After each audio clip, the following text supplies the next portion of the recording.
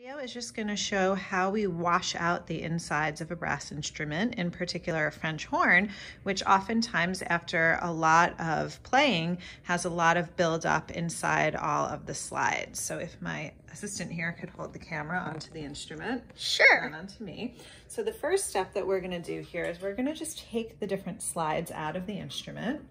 And so this is my main tuning slide. I'm going to set it aside, as well as the other tuning slide, and you'll see that these are empty here. And then I'm going to go ahead and I'm going to first pull out the third slides. When you pull a slide out, you want to make sure you depress the slide, and in this case the thumb valve, so that they come out without pressure. And it's also a good idea to remember which slides go into which places so that you don't put them back in the wrong way. So really quickly, I'm going to remove the rest of the slides here. And now we have a French horn with no slides inside of it. Okay, so our next step, you can show me in the video, is that we're just taking some warm water, not hot. And the first thing that we want to do is we want to run it through the lead pipe of the instrument. Through the lead pipe. Oops, without flooding the whole kitchen.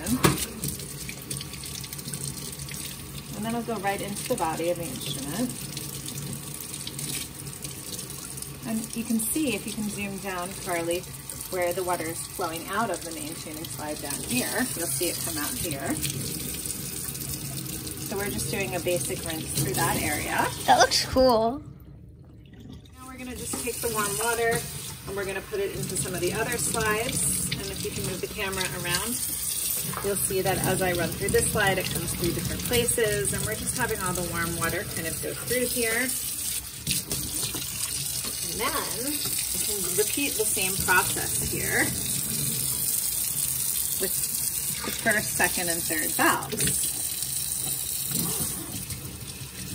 Making sure to run water through them, and I can depress the valves so that they run through the actual inside of the rotor. Great. Third valve here. Cool.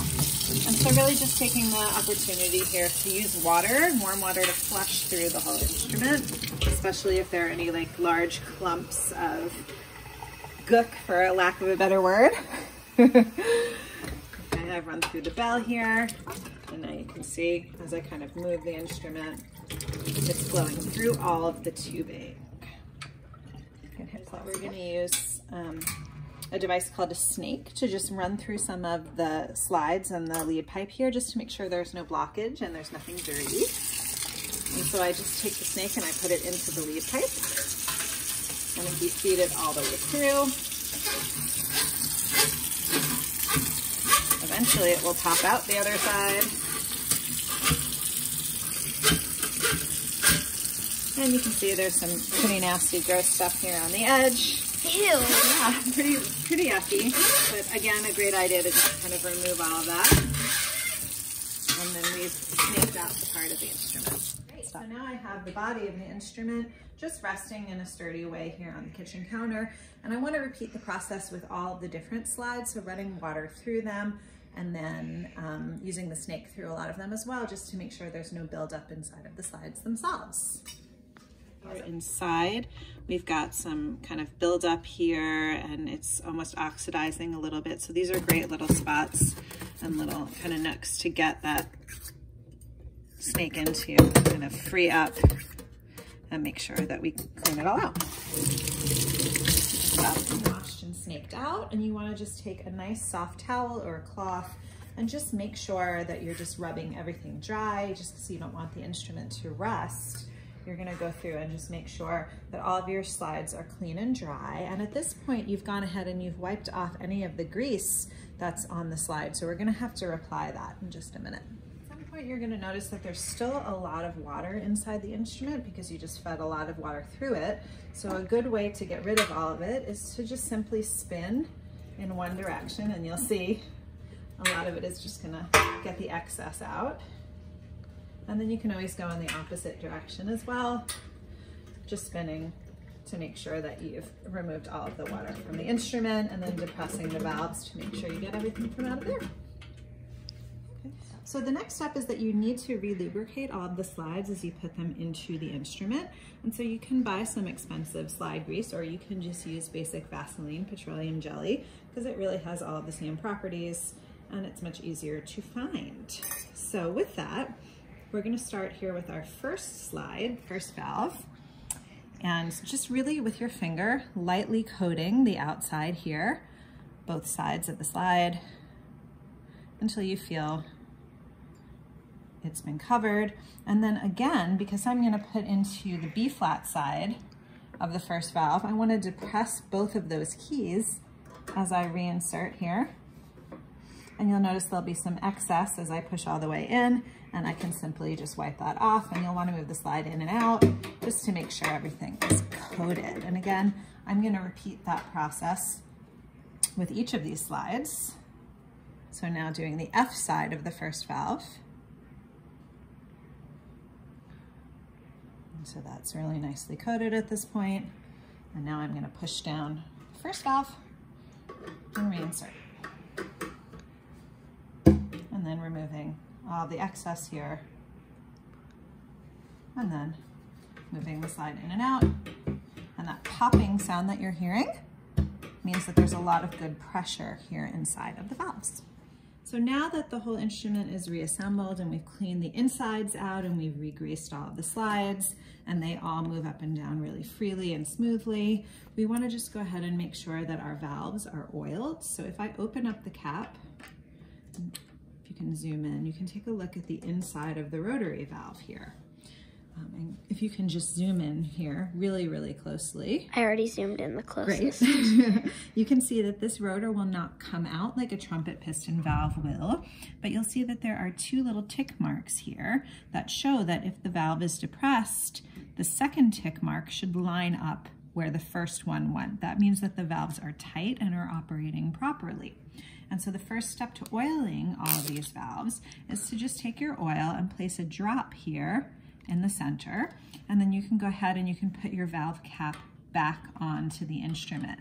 I would encourage you to keep track of which valve cap belongs to which valve because they all have a unique fit, but you'll go through the process of making sure that each of these valves has a drop of oil in this first spot.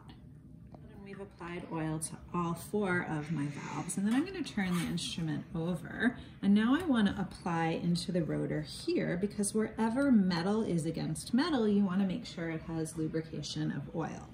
So if you see that there is a crease here, and if you can zoom all the way in. Already did. You just want to put a couple of drops of oil so that it lubricates this area of the slide here. And again, repeating the process for each of them. And then just taking a moment or two to kind of depress all of the valves and just work them to get the oil in. So the last place that you can oil the valves, and this isn't necessary every time, it's more for when you feel like you have a really sticky valve, is that you can take out the first side and you can pour some oil directly into it. And then don't tip it over this way or you'll pour oil over yourself. You want to take the instrument and hold it and depress the valve and slide back in. And then if you turn the instrument back, you'll allow all that wonderful oil to rush to the inside of the valve to make sure everything inside the rotor is properly oiled. Oftentimes you'll do this and enough oil will get inside here, and then you'll find that you have to empty using the spit valves to let the excess kind of flow out. Or you can do that kind of through spinning the instrument, and all the excess will eventually come out of the valve. So now we have a fully assembled French horn again with all of our slides moving freely, and our valves are oiled and are moving really nicely, and we know there's no kind of buildup anywhere inside the instrument. And so while you probably won't have young students doing this at home and taking the instruments at home, if you do discover instruments that are particularly filthy or gunked up in your band closet as a teacher, it's sometimes really effective to bring it home and go through this process and give the instrument a real great cleanup. The only other thing I want to mention is that oftentimes, if there's so much buildup here inside the rotary valves, a professional music repair person can actually remove them, and they soak them in a chemical that will actually remove the rust and the buildup. And that's something you wouldn't do at home, but that is a process that a lot of brass instruments need to go through probably every 10 years or so. Thanks for watching, and thanks to my trusty assistant.